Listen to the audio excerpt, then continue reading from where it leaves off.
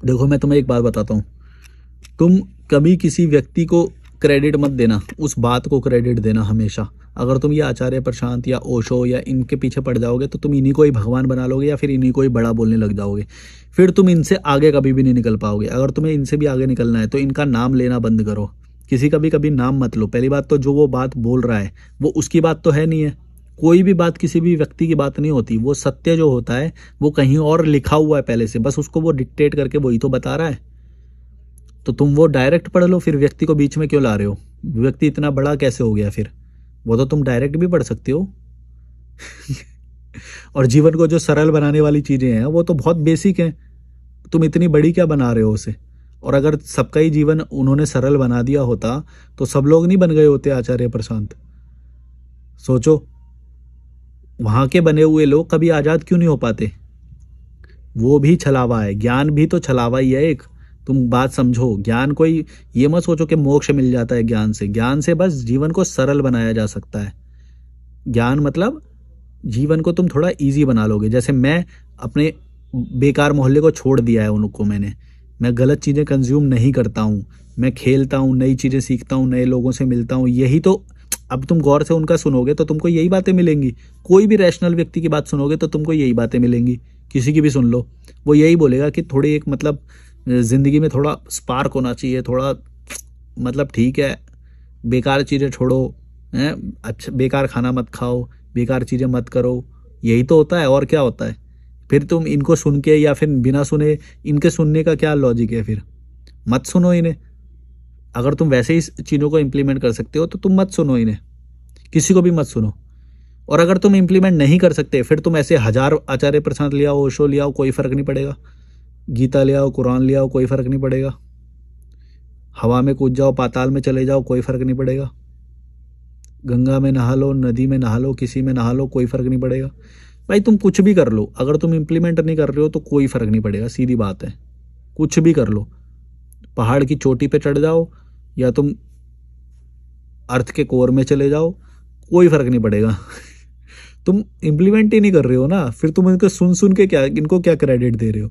और अगर तुम इम्प्लीमेंट करते हो, जैसे कि मान लो मैं मैं जो ये समझता हूँ कि मैंने इतना सारा सीखा और ये करा वो करा, जब मैं किसी एक विदेशी से मिला, यहाँ पे भी एक आयरलैंड की एक लड़की रह रही है, इस वाली बंक बेड पे है वो लोगों का नॉर्मल है वो लाइफ, जो हम इतना इस गंदे मोहल्ले से निकल के जो हमें ये सब करना पड़ता है, स्विमिंग को जो मैं बार बार बोलता हूँ, ये सब उनके लिए बहुत नॉर्मल है।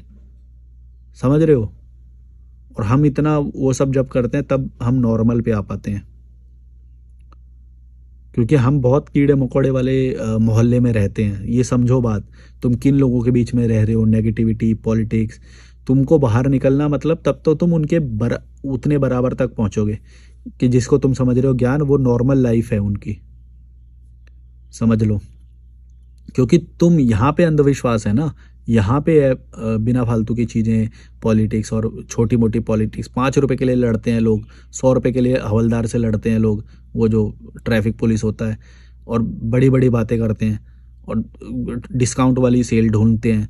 मतलब कुछ भी, मतलब कहीं हर जगह पैसे बचाने की सोचेंगे, वो करेंगे, फिर बोलते हैं अपने आप को राजा है। राजा कैसे हुए भाई? हैं? अपनी मेंटल पीस के लिए जब तुम 10 रुपए का सेक्रीफाइस नहीं कर सकते या वो नहीं कर सकते, फिर क्या राजा? देख लो तुम्हारी मम्मियाँ कैसे लड़ती होंगी 10-10 रुपए की सब्जी कम कराने के लिए, या वो कुछ भी बोलता हूँ मैं यार। मतलब मैं कुछ कहना चाह रहा हूँ, वो चीज़ समझो कि अगर उनकी लाइफ सरल होती तो वो 5-5 रुपए बचाने के लिए थोड़ी मर रहे होते।